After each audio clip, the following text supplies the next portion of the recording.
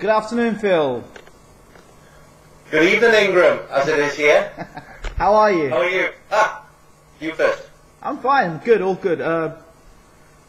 Slightly got a bit of egg on my face, but we'll talk about that later. Yeah, it's on your left cheek there, mate. Left, right, middle. Your left, mate, right. Yeah. So yes, we're obviously going to be going into that and a few other fights that we saw last night. Yes, this is the Boxing Hangout with myself, Ingram Jones, and co-host Phil Lindsay. Good evening, good morning, good afternoon, wherever you are. So, where do we begin, Phil? Well, if we look at the Box Nation show last night, we'll cover a few fights off there. Okay. Maybe do it in maybe start with Kevin Satchel against Chris Edwards first. Yeah, I was pretty impressed with Kevin Satchel, to be honest. They called it his toughest fight. Chris Edwards, you know, is a proven fighter. He's been in the British title at one point. Chris Edwards. Yeah. So he's good enough domestic fighter, and this is maybe Satchel's toughest fight, as I said. And from the first round, I saw this bout. Satchel took the centre of the ring, and he actually pushed Edwards back. He looked physically stronger than Edwards, and what Edwards was 35, 36 now. Yeah, so he was pushing on, to be fair, but he was still there to give Satchel a challenge, and some people thought that he would beat Satchel. But very early on, from the first round, when I saw Satchel able to push him back and physically walk him down and take his punches and keep going forward, and actually having no effect from the punches Edwards was throwing, I thought, you know what, this guy, this fight's only going to go one way. And I started seeing him sink. I saw him throw some punches in the first round, which backed Edwards up. And again, he stunned him with the right hand in the second. And from there on in, and then the body shots started sinking in as well. It was all one-way traffic. I was talking to somebody on Twitter, and the guy said, yeah, Satchel's not a puncher. I said, well, you tried telling Chris Edwards that at the time. He said, no, it's all right. Chris Edwards, this fight will go to points. Chris Edwards will work his way around it. I said, yeah? You think so? And then John Good Right Hand Ruling turned round and said, oh, Satchel's not known as a noted puncher. And I said, you know what? Well, you might not think he's not a noted puncher, and the experts might not think he's a noted puncher, but ask Chris Edwards that question. Or say to him, you know what? Satchel can't punch. And as I said that, Satchel dropped Edwards, and that was basically the end of the fight. Good performance. The way Satchel moves, he reminds me a lot of Carl Froch. You notice the way he kind of covers his chin with his hand, and you know he throws a jab in a funny way. Yeah, very herky jerky like Froch. And again, you get a bit of a catapult. You get a bit of a catapult into your shots that way as well. Yeah, but it will probably leave you open as well. But he you know, I think Satchel looked good in that fight, and I do like Satchel. First time I seen him, I like the look of him. But, you know, we'll see how far that technique will take him. As you know, Froch didn't do too bad at world level, so we'll see what he does. A lot of people criticised Froch early as well when he was at about 15, 20 fights. Yeah.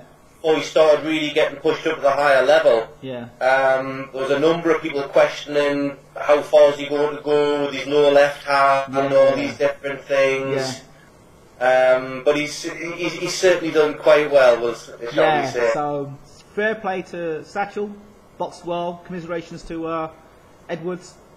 We'll see what he does from there. Oh, you could see the pain on his face as well, couldn't you, bless? So it was you remember when Billy Hardy fought Naz, and when Naz caught him with the first shot, as Billy Hardy was going down backwards, you could see it wasn't pain, it was disappointment on his face because he'd been tagged and he knew what was going to be, what was happening, sort of thing, you know. And it was similar to that with Edwards, but with Satchel, it's interesting because obviously before that he'd only stopped one opponent in, was it 8 or 9 fights? Okay. Which was there's a few. I mean, Junior Winter's a prime example of somebody who didn't load up with his shots, and then when he lost the world title fight, I think he had something like 9 or 10 or more consecutive stoppages after that, because he started putting more into his shots, you know. So looking at a record alone isn't always enough to tell you that somebody can't punch. It's just that they haven't been punching. Doesn't mean that they... People talk about you can't train power, but technique helps a lot. You can improve power by improving technique. Absolutely, absolutely, absolutely. Well, like you say, we'll have to see how he comes on, but it was a good win for him. Yes. It's interesting at the lighter weights as well, because you tend to get accelerated through the ranks a lot quicker that way as well. Absolutely, yeah. There's less fighters around, I guess. So, yeah. So it'll be interesting to see how he does. So, obviously Satchel did well. It was unification and fight. You also have John Lewis Dickinson in a fantastic spectacle against Shane McPhilbin. Yeah, it was back and forth, wasn't it? Absolute humdinger of a fight of the year, definitely. Yeah, I think basically Paul Dickinson. I think he McPhilbin as well. I think for me, Dickinson knew McPhilbin was going to come in and unload and land them big shots. I think Dickinson wanted to just box safely and just not get tagged to do something stupid. So I guess he just wanted to get the win. It probably wasn't the most... He kept the play first couple of rounds, yeah, and then it was just a matter of once... Because I think after the third round against Macronelli, McPhilbin, he didn't punch himself out, but he never looked dangerous, really dangerous, and that's against Macronelli, so... Dickinson's got a decent chin. Yes. He's steady enough. His only 2 losses have been on injury. Yes. And like I say, he did what he had to do. It was one of those things where he's fighting for a British title. It's obviously a very big thing. Isn't he from your neck of the woods, Dickinson? Sorry? Isn't he from your neck of the woods? He's from just down the road from me, yeah. Berkeley, County Durham. Okay. So I'll see if I can have a bit of a catch up with him over the next couple of weeks. Wow, I like him. I like him as a fighter. I think we'll see how he does. Let's see if he can get another fight soon, so we can forget about that McPhilbin fight, and maybe him against Macronelli. If Macronelli... Maybe so. I mean, Macronelli's fighting Mackenzie next month. Yeah, I believe so. He's definitely fighting him soon, so maybe maybe against Mackenzie then. Okay. It all depends. I mean, it all depends if Enzo catches him or he catches Enzo. That's how it is. Yeah, I guess so. That's the way things are with that now. But no, I thought John Lewis did well. Did what he had to do. He's had better fights. He's had better spectacles in the past. So it would be unfair to judge him on that. He did what he had to do to get the win, and I don't think anybody could blame him. It was working. He was trying to make it's McPhilbin. He's very game. He's always got a puncher's chance, but he's not the most skilled boxer. So if somebody doesn't stop him or he stops somebody else, you're going to tend to get a bit of a scrappy fight out of there. Yeah. But fair dues to him. He gave it a go all the way, and he finished quite well as well. So I thought one of the judges had it very wide. I've had it maybe 5 or 6 rounds. But no, well done there. And obviously the main fight on Box Nation last night. Is that fried or scrambled?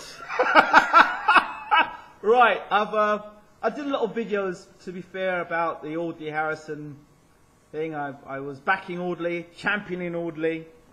I believed all the hype. I believed a lot of what Audley was saying up to about a week. I did a special, a boxing hangout special, and I did mention that I expected Price to win the fight. Yeah. I expected Price to win the fight. If Price was going anyway, I was expecting him to win the fight. But my gut feeling was that Audley was going to pull the upset out. Well, I think I need to check my gut or get rid of it.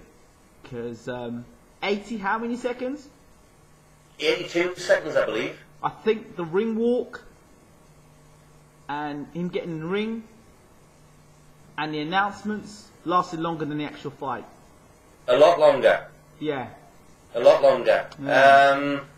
The thing is, the way a lot of people gave Audley stick after the fight, if Audley'd gone in and did his normal thing, he wouldn't have been beaten in 82 seconds. He went in there to have a go. He did. And he got tagged. He got caught with the right hand. And Yeah, I would ask how many heavyweights in the world would take that power like that and not go over. Well, You hit David Hay talk like that. about, obviously we can talk about the next fights and things after we've discussed the fight, but the thing with Price, he still hasn't answered the questions in terms of... Absolutely. But at the same point, you can't be too harsh on him just because nobody can hit him. That was an excellent performance from David Price. He's going in the right direction, without a shadow of a doubt. He dispatched of Audley Harrison in record quick time, which is good. Well, he's using his size very, very well in terms of when he first came through the pros. He looked a little bit ungainly.